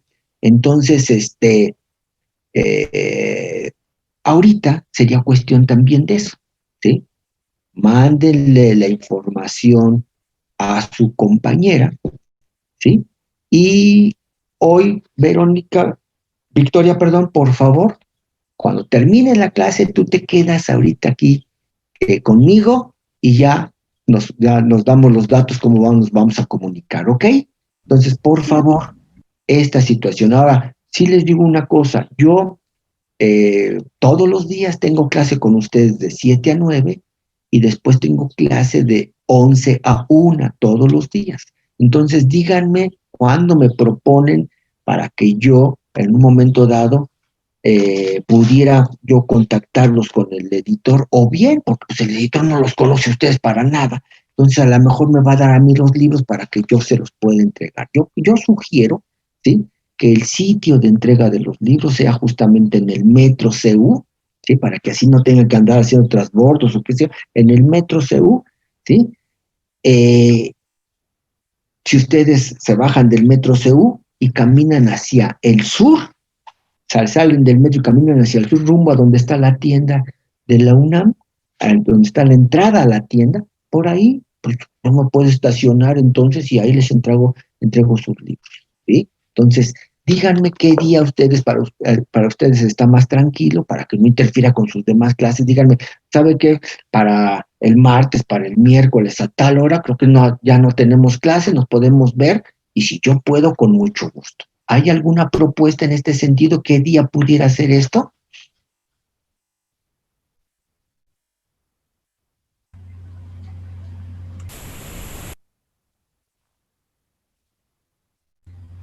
Es que es muy variado, ¿no? O sea, yo no creo que, yo por ejemplo, tengo todo el viernes, pero por ejemplo ahí en el chat dicen que lunes o martes, pero pues ahí yo esos días no puedo, entonces creo que es muy variado. Bueno, pero entonces, o a lo mejor poder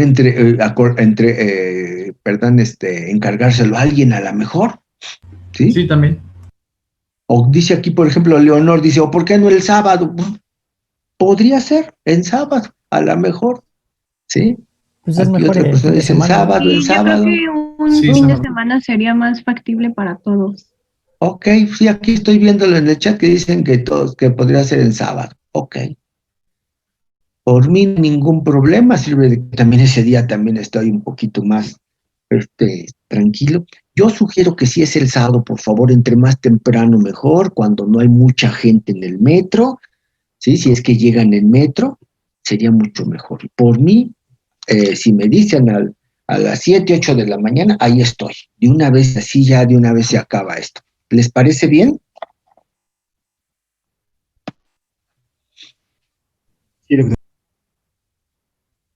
Bueno, ok. Entonces, por favor, miren, yo necesito hablarle a esta persona, pero por favor, ahí sí ya, esto sí, por lo menos que sea rápido, ¿sí? Entre hoy y mañana, por favor. A más tardar, yo espero entonces el miércoles que me den la información para que yo le hable al editor y le diga, ¿sabes qué cuántos libros necesitan los alumnos? Y sí que quede claro, ¿sí? Esto es una situación única, por favor, ¿sí?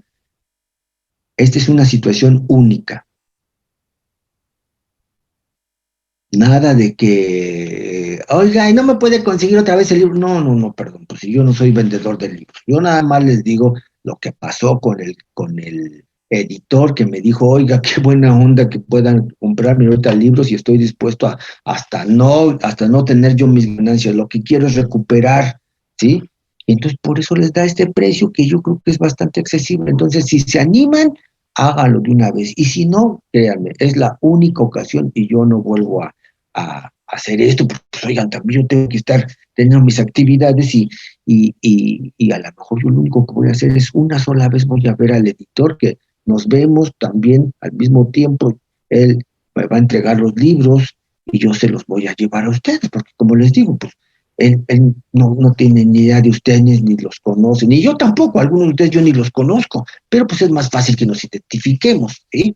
Y finalmente, de todos modos, yo a lo mejor la clase del viernes, a lo mejor pues nos comunicamos, nos vemos, por lo menos que físicamente, a ver, ese día, el viernes nos abren todos sus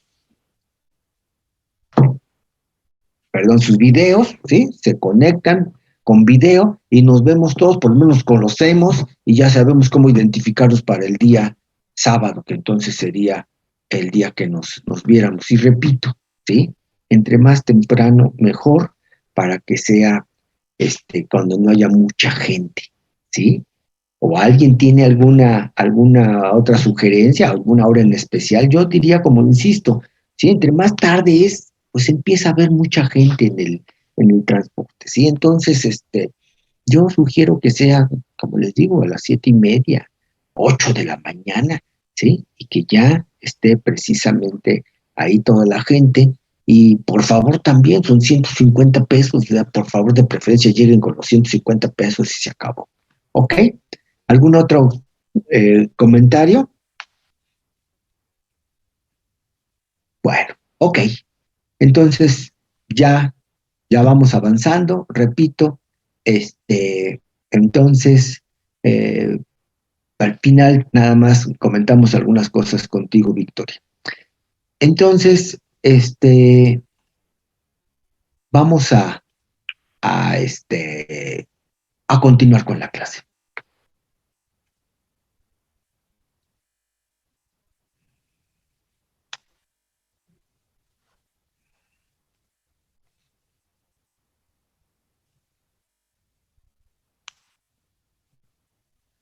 Ok, entonces ahora vamos a ver nuestro siguiente tema, que es precisamente el sistema nervioso, ¿sí? Vamos a ver rápidamente y en los minutos que ahorita tenemos para ver lo que es la organización básica del sistema nervioso. Dentro del sistema nervioso vamos a destacar particularmente las divisiones aferente primero y la división eferente.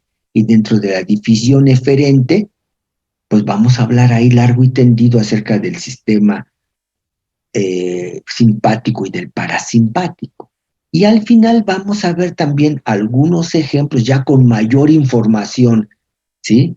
Del sistema nervioso periférico, ya con mayor información, ¿sí? Ya podemos hablar acerca de algunas drogas, ¿sí? Ahorita hablamos de algunas de ellas, pero en forma general y sobre todo sobre el músculo esquelético. Pero ahora vamos a hablar de drogas de carácter psicotrópico, drogas que afectan el sistema nervioso y que pues lamentablemente sabemos también es un problema de salud pública importante, el consumo de drogas. Entonces, bien, vamos a revisar esta unidad iniciando con la organización básica del sistema nervioso. Bueno, estos son elementos que ustedes seguramente saben y que ahora tenemos que recordar y aplicar aquí, ¿sí? Si hablamos acerca del sistema nervioso en forma general, lo vamos a subdividir en sistema nervioso central y en sistema nervioso periférico, ¿sí? Sistema nervioso central y sistema nervioso periférico.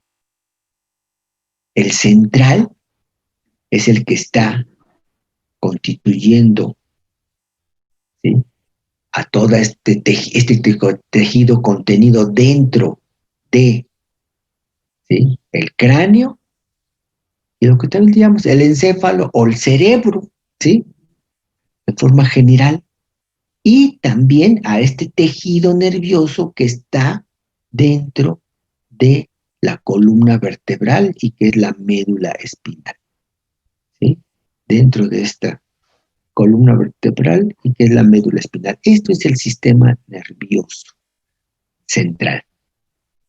Ya por cuestiones prácticas se le podrá subdividir en el encéfalo y médula, o encéfalo alto, encéfalo medio y encéfalo bajo. Son finalmente clasificaciones que la gente hace para poder, ¿sí?, comprender mejor. Y el sistema nervioso periférico se subdivide en somático y en autónomo. El somático lo abordamos de alguna manera, ¿sí? Y estamos hablando acerca de que el sistema nervioso somático, ¿sí?, coordina el trabajo del músculo estriado esquelético. El somático solamente inerva al músculo estriado esquelético. El sistema nervioso autónomo, también llamado vegetativo, también llamado visceral y también llamado involuntario, porque al somático también se le llama el voluntario. Pero aquí el periférico, ¿sí?, a nivel de lo que es el autónomo, al autónomo también se le denomina de esta manera vegetativo. ¿Por qué? Pues porque se considera que justamente coordina las funciones básicas que garantizan la supervivencia del individuo y que no dependen para nada de la voluntad. Y que por lo tanto, cuando un individuo está con este sistema funcionando únicamente por algunas desconexiones o lesiones, pues parece como un vegetal. El individuo en estado vegetativo sigue respirando, sigue contrayendo su corazón, ¿sí? Sigue eliminando desechos, etcétera. Entonces, por eso dicen es en estado vegetativo, funciona como un vegetal. Los vegetales necesitan también ingreso de sustancias, egreso de desechos, etcétera, etcétera, ¿sí?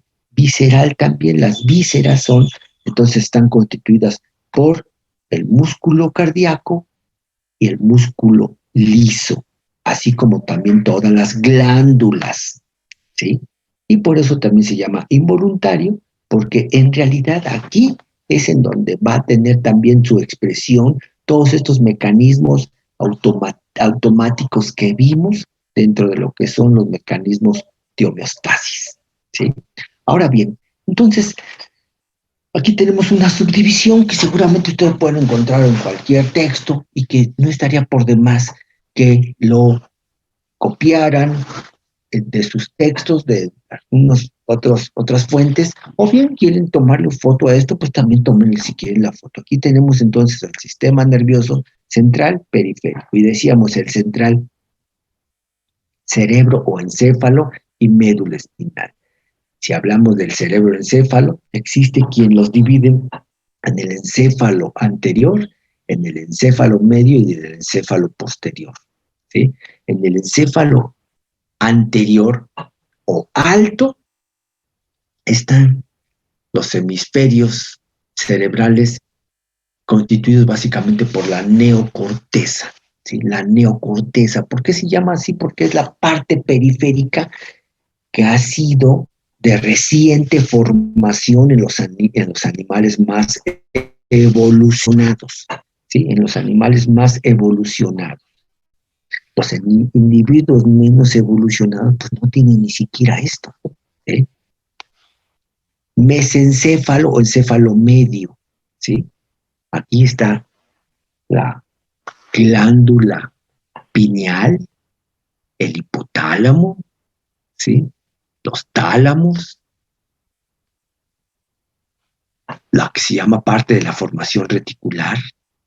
Aquí está en el encéfalo medio. Aquí está la hipófisis también. Glándulas muy importantes. Y tenemos al encéfalo bajo o posterior, ¿sí? Tenemos al cerebelo, al bulbo raquídeo, a la protuberancia, a la formación reticular también en parte, etcétera, ¿sí? Y después esto está comunicado con la médula espinal, que es el tejido que está protegido, como dijimos, por la columna vertebral y que evidentemente es la zona del sistema nervioso más vieja, ¿sí? Que compartimos incluso con los animales multisegmentados más primitivos, un sistema nervioso, ¿sí? Todo lo largo del cuerpo. Después, evolutivamente se desarrollaron estas estructuras del encéfalo bajo, después las del encéfalo medio y hasta el último los de la neocorteza, que repito, aquí estos son los que los tienen los individuos más desarrollados y también evidentemente su proporción está relacionado con el sitio, el grado de evolución, ¿sí? A más evolucionado el individuo, más proporción de la corteza, ¿sí? Ahora bien, hablando del periférico, ya quedamos. En el periférico está el somático y el autónomo. El somático inerva el músculo esquelético y hablamos de las motoneuronas, ¿sí? Las motoneuronas que van a inervar a los músculos esqueléticos. Y ya les dije, también se les llama estrictamente motoneuronas alfa o motoneuronas bajas, porque estas a su vez se comunican con otras, ¿sí? Que van a través de la médula espinal a llegar a centros encefálicos que coordinan la musculatura esquelética. Y esas son ya motoneuronas altas, ¿sí? Ahora bien, esto ya lo vimos de alguna manera. Después lo vamos a seguir reafirmando con otros eventos. Pero hablemos acerca del sistema entonces nervioso autónomo, la división aferente, ¿sí? Y hay una división eferente. La división aferente, ¿sí?, va a estar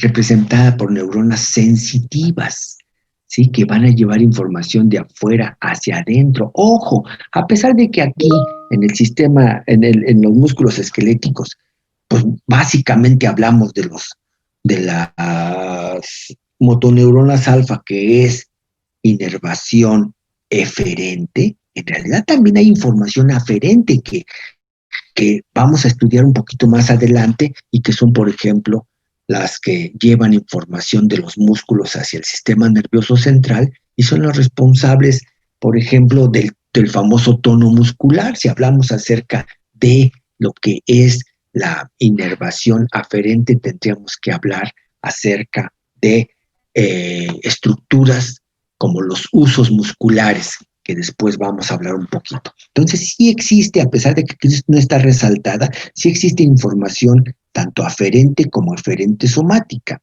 Entonces, ahora vemos aquí también que existe información en el autónomo tanto aferente como eferente. La aferente es una red una red nerviosa que lleva información de afuera hacia adentro, mientras que la división eferente es otra red que lleva información de adentro hacia afuera. Y a la división aferente se le llama también sensitiva y a la eferente se le llama motora.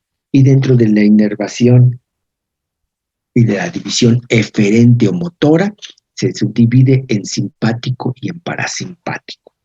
El simpático, ¿sí?, va a formar su propia, una red, o también llamado plexo. La red o el plexo simpático se llama el plexo toracolumbar. La red parasimpática se llama red o plexo cráneo-sacro. ¿A qué se debe esto? Pues justamente a que el conjunto de neuronas y nervios que van a constituir propiamente esto emergen a nivel torácico y lumbar de la columna vertebral, toracolumbar. Aquí emergen, ¿sí?, nervios, y es a nivel tóraco-lumbar. Y entonces esta red es la red simpática, mientras que la cráneo-sacra, a nivel del encéfalo, salen nervios periféricos también. Y entonces una red pequeña aquí está a nivel craneal y otra red pequeña a nivel sacro. Por eso es la red o el plexo cráneo-sacro, ¿sí? Ojo con esta información que está aquí. El sistema nervioso central, decíamos, es encéfalo y la médula espinal. El sistema nervioso periférico, ¿sí?, también tiene su división aferente y eferente, ya lo decíamos, ¿sí? A nivel somático, la información eferente, las neuronas motoras van hacia el músculo esquelético, pero a nivel visceral van al músculo cardíaco, músculos lisos de una gran cantidad de vísceras huecas, así como también a las glándulas de carácter exocrino, ¿sí? La división aferente o sensorial, también, ya decíamos, también hay información aferente somática y también hay división aferente visceral. ¿Sí? Esto es lo que vamos entonces a analizar ahora en esta parte del curso, ¿sí? Y ya nada más para terminar, decimos que precisamente vamos a hablar de la división aferente, la división aferente, ¿sí? Aferente, pero a nivel del sistema nervioso autónomo, la división aferente, ¿sí? Vamos a estar ubicados aquí. Y esto es lo que vamos a ver en las próximas clases.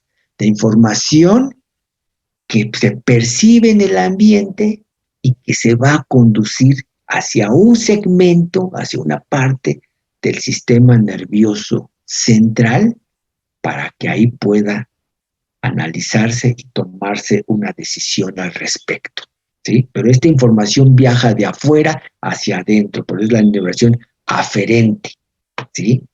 Y para que pueda viajar, primero tiene que ser recibida por receptores. Ya vimos, los receptores no solamente reciben información, sino traducen la información, ¿sí? La traducen a estímulos eléctricos, ¿sí? Y entonces son los receptores sensitivos o sensoriales, captadores especializados, traducen alguna forma en particular de energía ambiental, ¿sí? Energía ambiental la traducen, la toman, ¿sí? E independientemente de la naturaleza del estímulo que recibieron, ¿sí? La traducen en un evento eléctrico que viaja, ¿sí? De la parte periférica del cuerpo hacia una parte del sistema nervioso central. Aquí lo están viendo ustedes. Esta información entra al sistema nervioso central, ¿sí? Ahora, tenemos tantos receptores sensitivos o sensoriales como tantas variantes energéticas podamos recibir. Normalmente, a cada variante energética en el ambiente le corresponde un tipo de estímulo. Y entonces tenemos receptores específicos para la luz, receptores específicos para el tacto, presión, receptores específicos para la temperatura, receptores específicos para los estímulos sonoros, receptores específicos para poder saber los sabores de los alimentos, etcétera. Entonces tenemos tantos receptores como tantas variantes energéticas podamos captar. Como cada receptor está especializado en percibir un estímulo, pues se dice que este es el estímulo adecuado. ¿Cuál es el estímulo adecuado de esta célula? Pues la variante específica de energía que llega a provocar su estimulación. No cualquier estímulo va a llegar a provocar una reacción, sino es una variante energética específica para la cual está especialmente diseñado. Esto que está aquí es un corpúsculo de Pacini, que vamos a ver para la próxima clase, ¿sí? Y esta información entonces, ¿sí?, se genera aquí en el receptor, se traduce en un evento eléctrico y se manda por una neurona aferente. Una neurona aferente que, como ustedes pueden ver aquí, fíjense, puede ser una neurona de tipo monopolar, ¿sí? Y que va a llevar información hacia el sistema nervioso central. Aquí terminamos con esto diciendo que existen receptores primarios, ¿sí?, en donde es una neurona como esta que termina en un punto en donde, ¿sí?, va a percibir la neurona modificada, percibe directamente al estímulo, como aquí lo estamos viendo, y este es un receptor primario. Mientras que existen también receptores que están con una estructura especializada, por ejemplo, a nivel del oído, por ejemplo, a nivel del olfato. O sea, hay receptores especialmente diseñados que después estos receptores están conectados con una neurona aferente. Pero aquí ya es un receptor especializado que se comunica con una neurona, mientras que aquí es la misma neurona especializada en recibir información. Entonces, en donde hay una estructura especializada, un receptor que se comunica con una neurona, ya es un receptor secundario, ¿sí? Mientras que este es el primario, donde la misma neurona tiene el mismo efecto. Bien, son las 9, hasta aquí terminamos, compañeros. Por favor, lo único que espero, que ahorita te quedas al final, Victoria, para poder platicar, ¿ok? Entonces, que tengan buen día.